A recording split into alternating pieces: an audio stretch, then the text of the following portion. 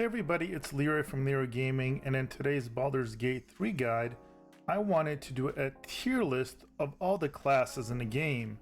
Now if you haven't already seen my overview of all the classes and subclasses, make sure to check them out. The goal of this specific video is to especially help beginners. I am rating all of the classes on how effective they are when you go fully level 1 to 12 with them.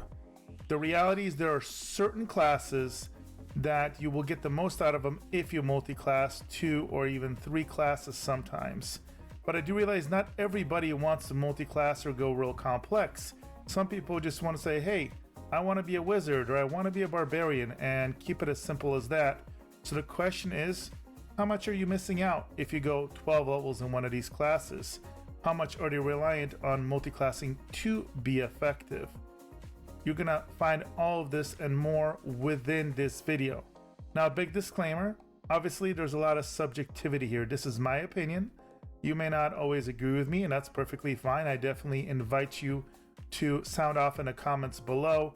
Let me know your thoughts. What do you agree with? What do you disagree with? How would you rate this? Now, the ratings, I'm keeping it pretty simple. I do want to point out I have an S, A, B, C ranking.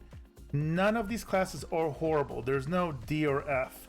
So at worst, it's a C tier, and I'll explain when we get to that class exactly what that means.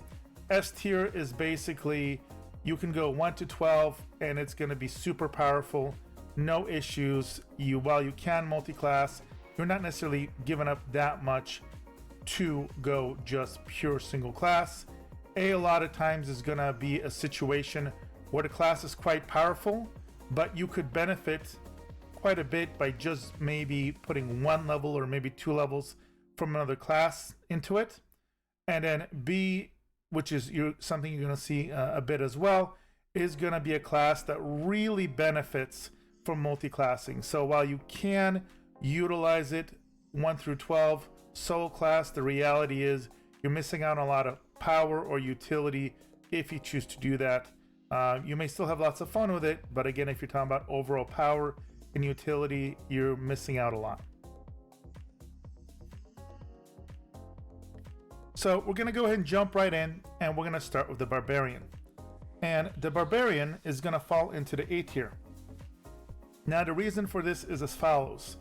The Barbarian is very, very powerful, but it is very front-loaded. You can get the majority of the benefits, regardless of the subclass, by level 3, and if you go 5 levels, you're getting most of the key features. You can therefore multi-class and do some fun combinations. However, if you go all the way to level 12, you're still going to be very potent. You're going to have a ton of health. You're going to hit really, really hard. Just some of the features at level 6 and level 10 for the subclasses may not be quite as impressive as what you get level 3. So you get really excited, really powerful early level, and then your power curve kind of just tapers off after that. So this is why it falls into the A category. Next, we're going to look at the Bard. And the Bard is going to fall into the B tier. Now, why is that? As a positive side, I do want to point out that the Bard has an absolutely awesome school of magic. It has a kind of a combination of spells that go across things you find across clerics, wizards, druids. It's a very, very good spell book. However, all 3 subclasses come off as subclasses that could benefit from just multi-classing. So if you want to be a bard that is very melee focused, then it makes sense to go kind of College of Swords, for example. If you want to go dual wield, and you could combo of any of the classes like Ranger, maybe even Fighter, for example, and to be even more effective, even with just a couple levels.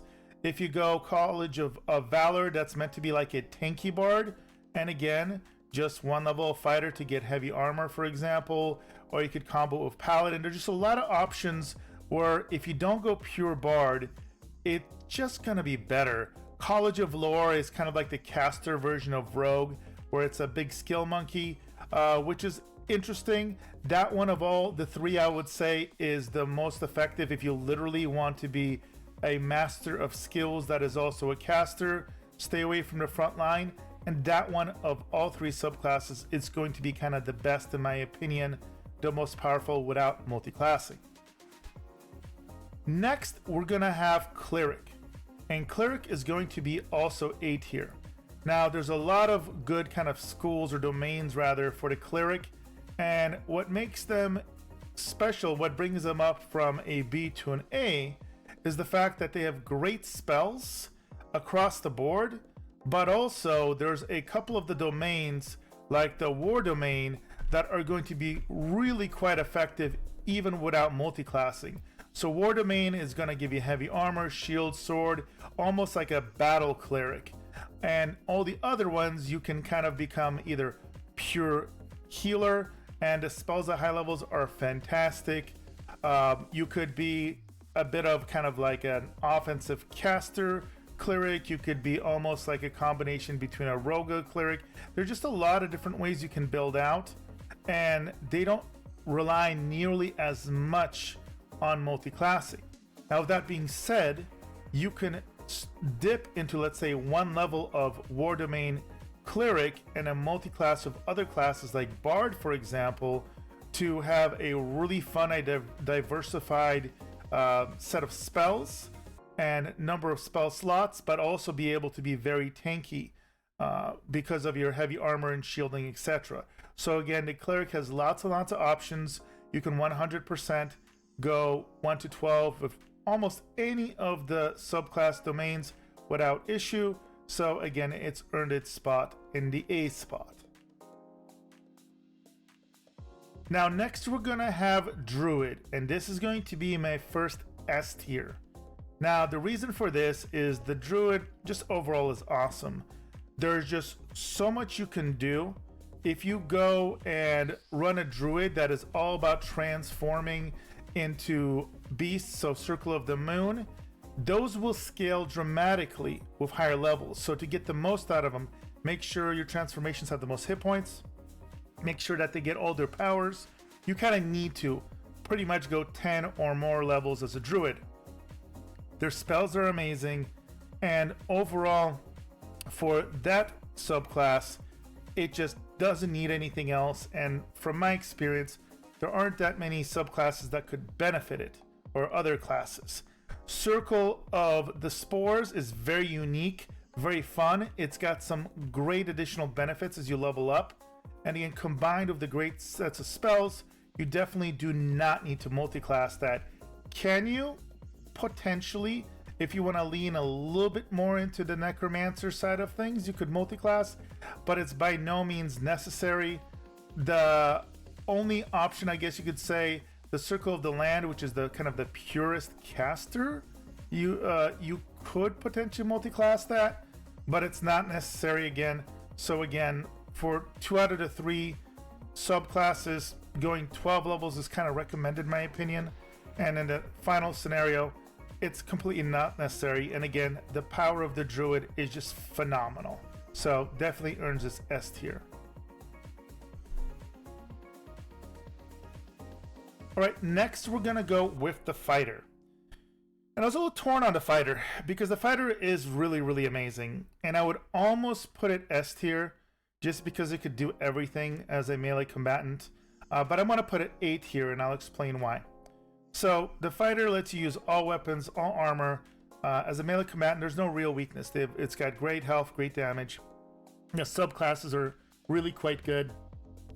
And the only reason I didn't mark it as S tier is the fact that it's so good as being a dip for other classes, meaning you could put as little as 3 levels in Fighter and get tremendous benefits with other classes. Even 1 level just to give a class heavy armor, access to all weapons and shields as well, is worth a dip.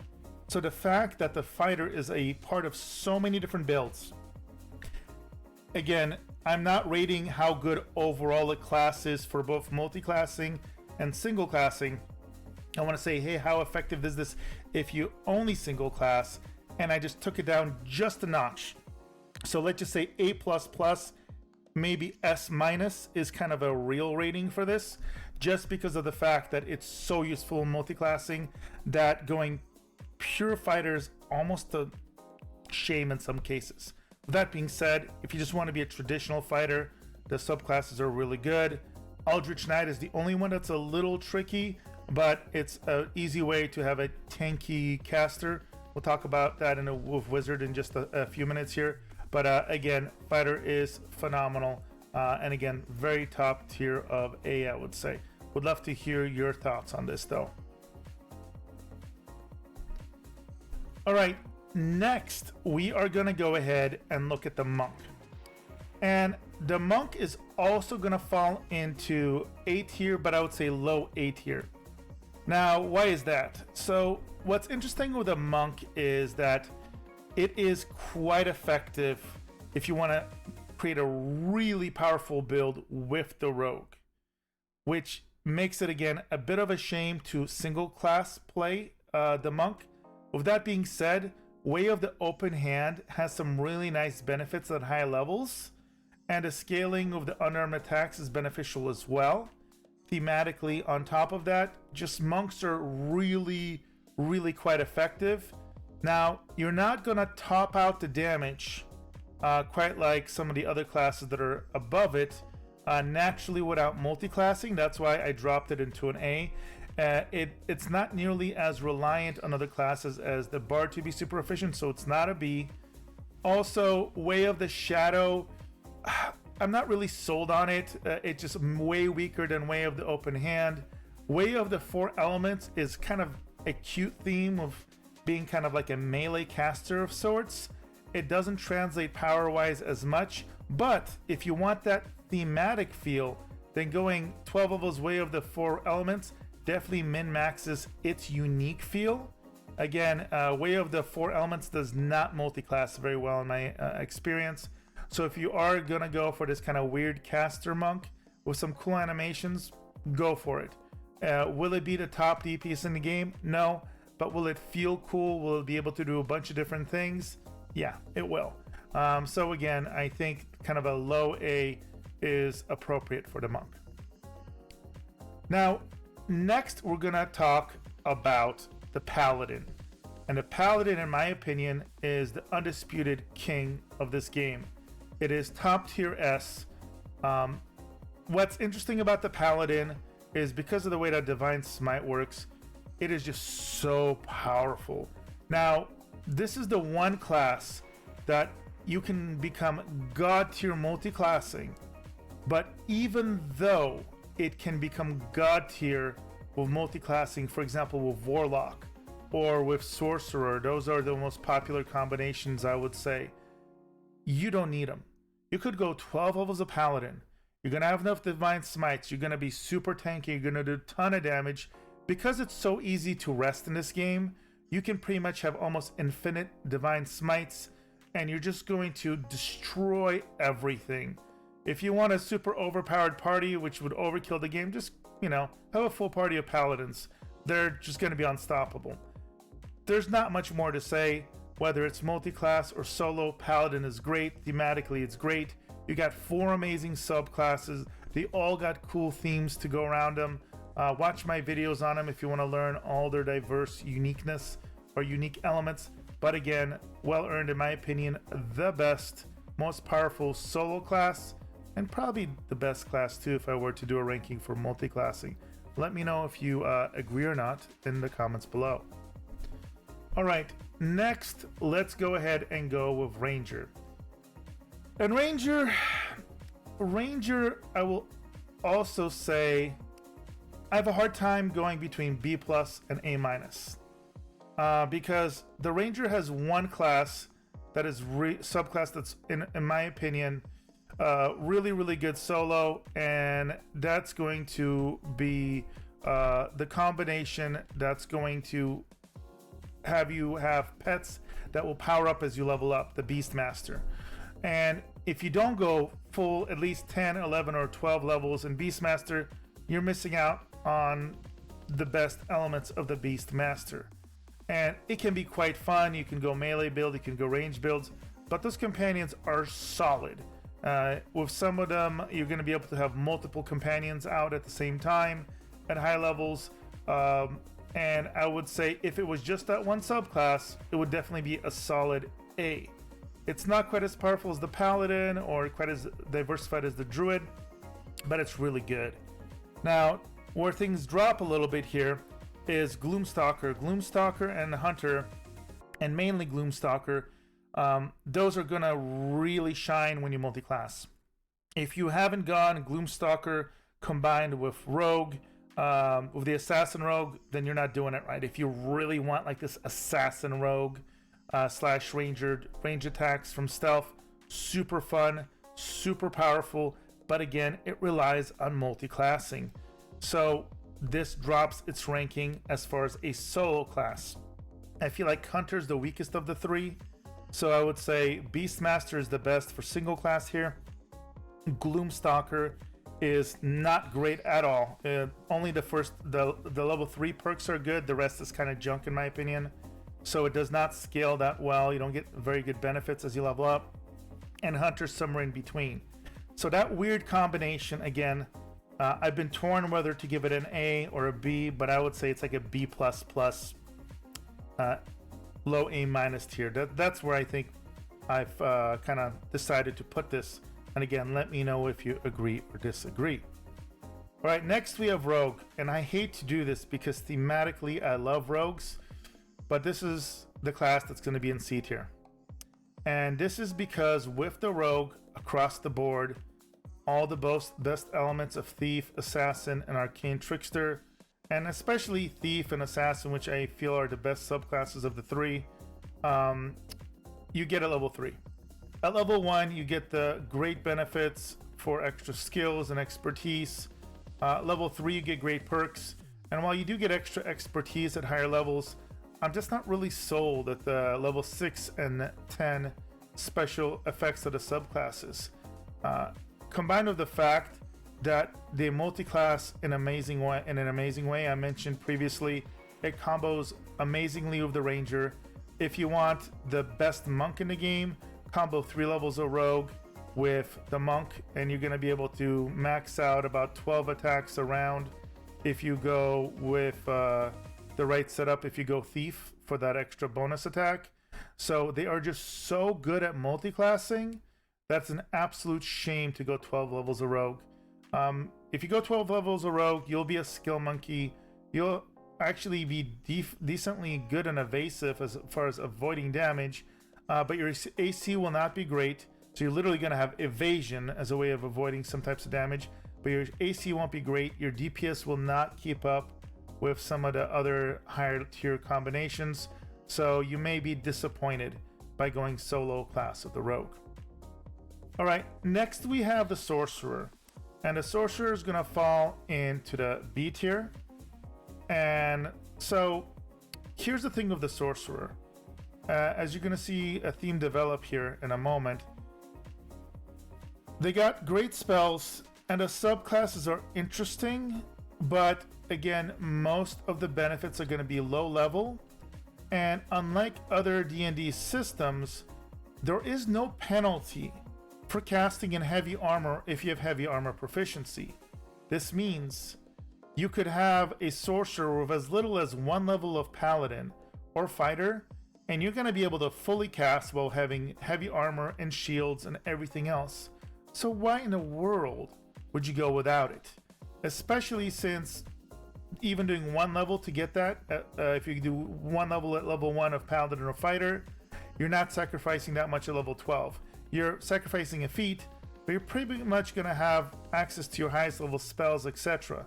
So across all 3 sorcerer combinations, it's just going to make sense to multi-class, especially if you go and you want to make like the ultimate Stormcaster. You can combine a Tempest Domain Cleric with the sorcerer that's going to the Storm Sorcerer to create giant maxed out damage lightning attacks. Very, very powerful. So again, great for multi-classing, but it dropping all the way down to B here if you're just going pure sorcerer. So again, don't underestimate the power of the sorcerer. Just note that it's going to be way more effective overall if you multi-class, even just one level. All right, next we're gonna have the Warlock, and the Warlock is a little tricky as well. It is very, very, very, very potent with the Paladin. Just that factor has a huge impact on its rating. You can literally make a charisma-based melee Paladin where you don't need strength or dexterity. You could use your charisma for attacking, charisma for casting, and everything with the full Warlock, and that has a huge impact. The Warlock by itself, regardless of the subclass, you can make him pure casters or you can make him a melee caster combination. But the downside is that it will have crappy armor, and unless you play as Will or you play like a human, you may not even have access to shields without multiclassing. So this makes it tough. They're not S tier because, again, they can be decent going to level 12, but you're never going to have that many spells to cast.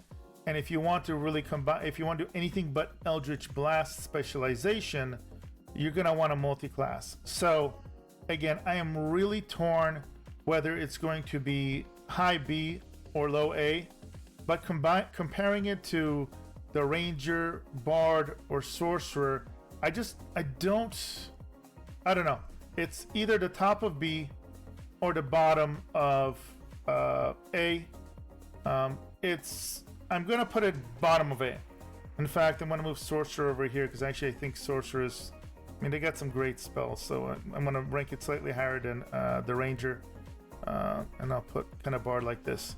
But yeah, so again, I wouldn't blame myself or anybody else if they thought they were high B or low A. I'm just gonna put it in low A, but I'm kind of on the fence here. And then the final class we're gonna put in is Wizard. And the reality is Wizard is in the same exact situation as a Sorcerer. They, again, because of the fact that you do not need to limit yourself to not wearing armor to be a caster. It's just such a shame that the Wizard's baseline have like no armor proficiencies, almost no weapon proficiencies. It seems like a waste. They have some interesting schools of magic.